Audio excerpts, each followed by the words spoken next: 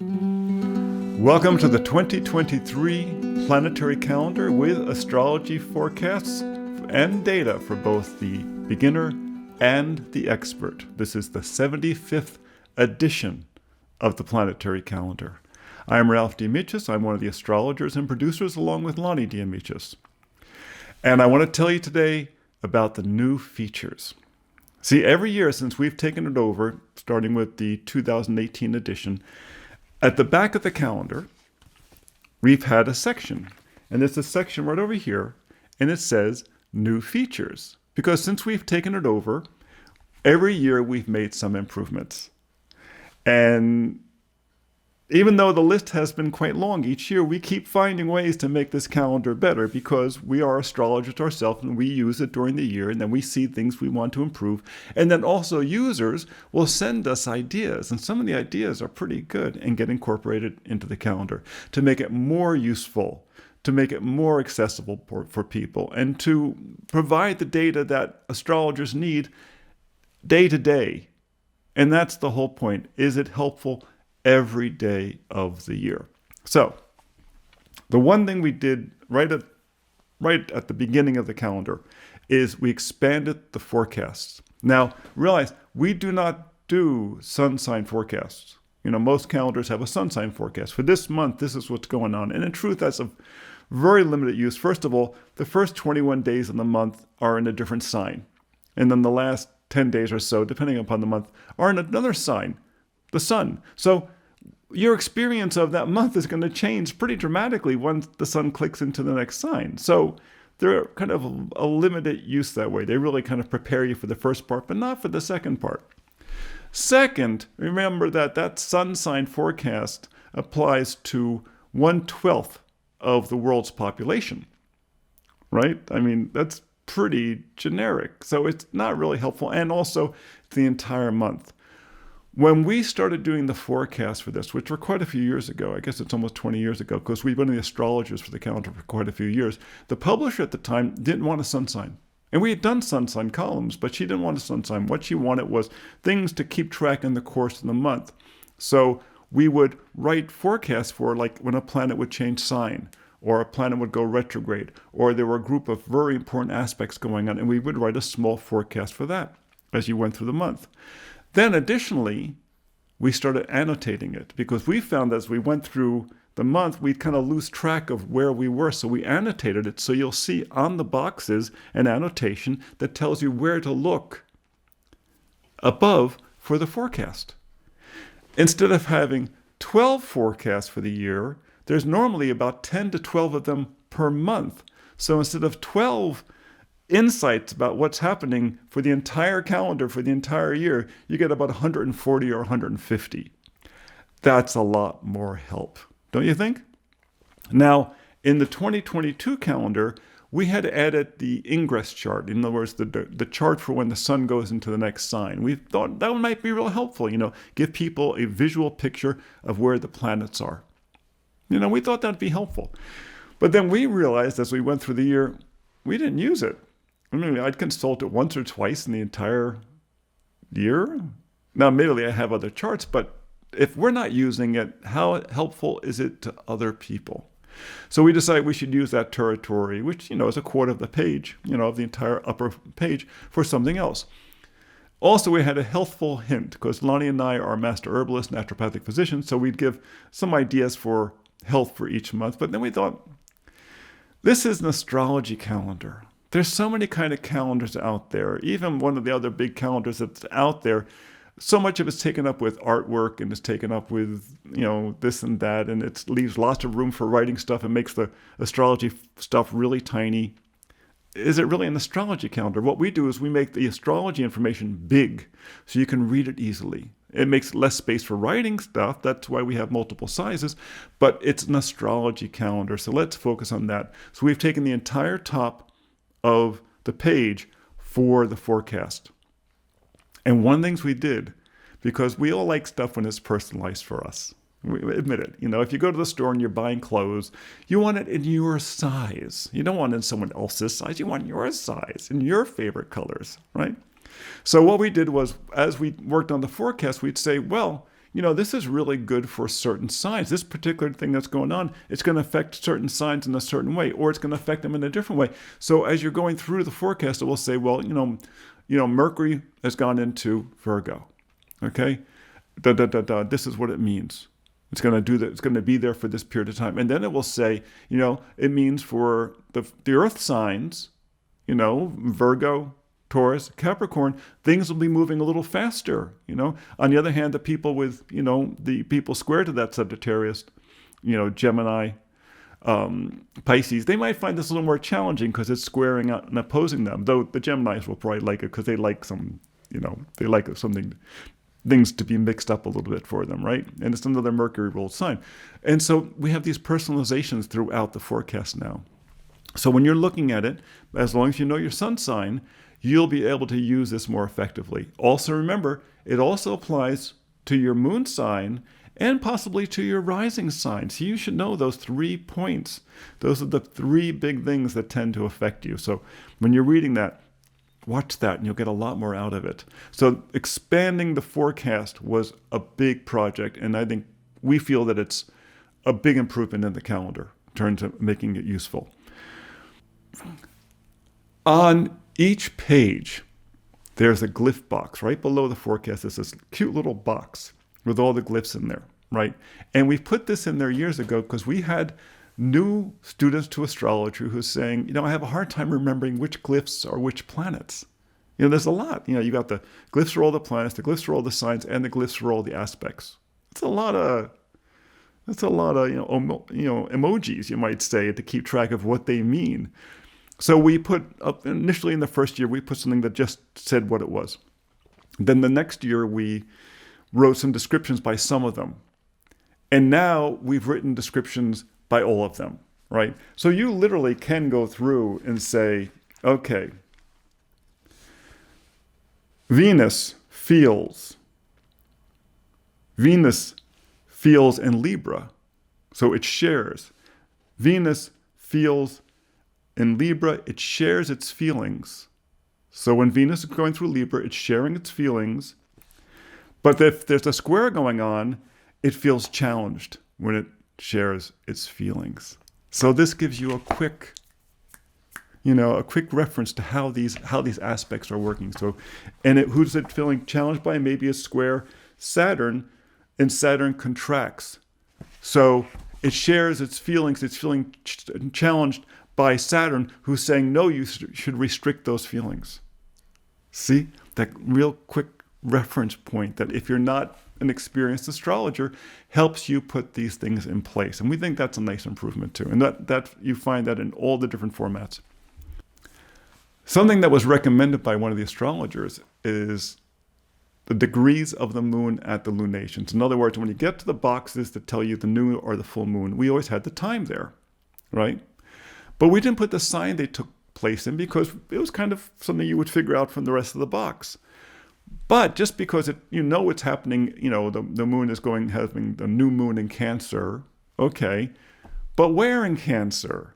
What degree? And that's actually something that's very helpful when someone asks for that. So we've included now. So when you go to the lunation boxes, remember they have that little frame around them to tell you that that's a lunation. It will now say the degree at which that happens. So you can say in your chart, where is that happening? Like for instance, if you suddenly realize, gee, that's happening on my sun or on my Mars or on my Venus, you're going to feel it personally. So that's something you want to know. The next thing that we've worked on improving, which has been challenging, and it's been an ongoing process each year, is improving the instructions. Now realize this calendar is now in its 75th edition. So you can imagine the instructions have gone through, steps, but it stayed very much the same for many years until we took it over. And we've been working on trying to make the instructions easier to use, clearer. Also incorporating philosophical concepts that were not necessarily there in astrology years ago when this was started. Astrology is an evolving field. In fact, it's growing faster now than any time in recorded history. Why? Because we have so much more science. We can see celestial objects we couldn't see, in 1949. In 1949, Pluto had just been discovered.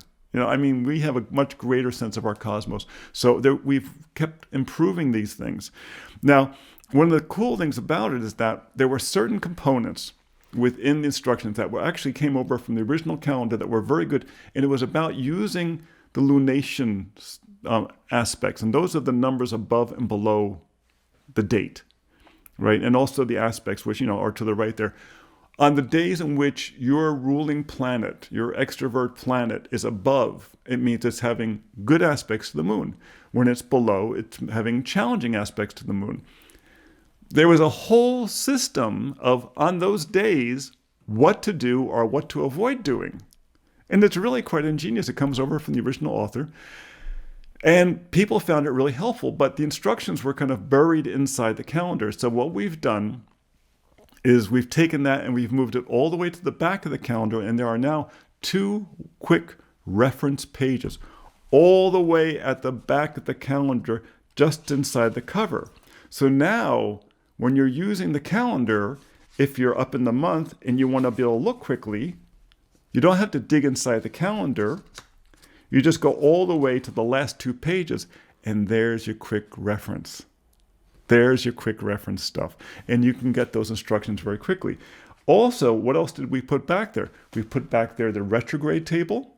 So you know when retrogrades are going to happen to the planets throughout the year. We put in the dates for the eclipses and where the eclipses are going to take place, the degrees they're going to take place.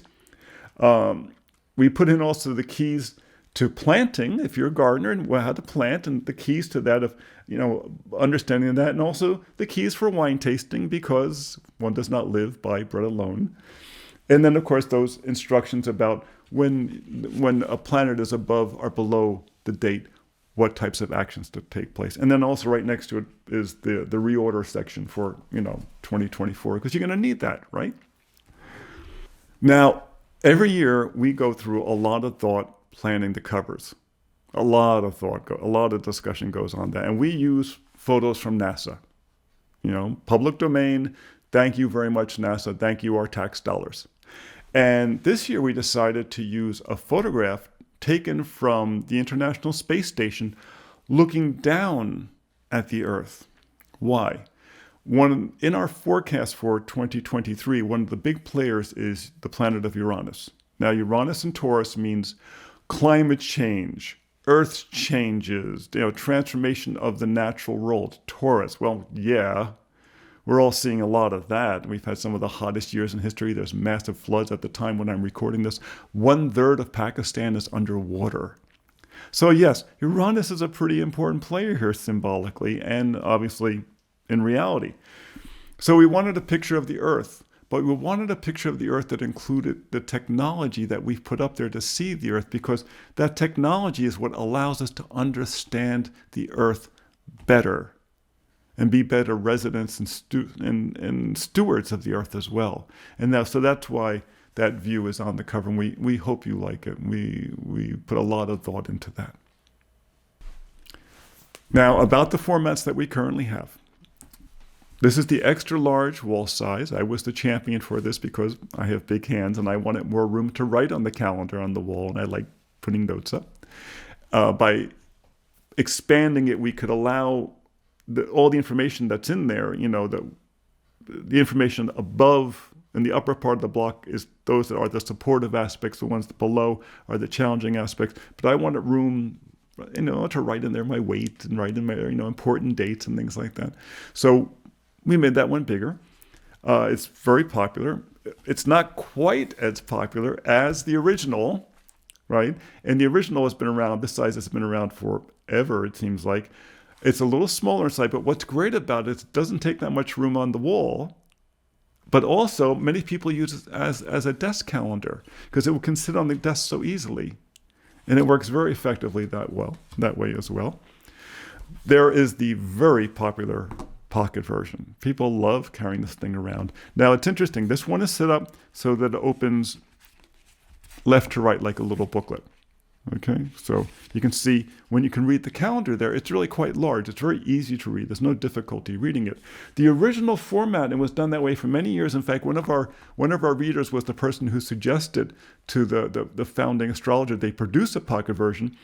it was done like this. So it's basically was the same format as that. So you just were taking the same calendar and just, expanding it, just shrinking it down. You had the the mama bear and the baby bear, and then we added the papa bear. Well, the problem was, by the time you get down to this block, it's very hard to read.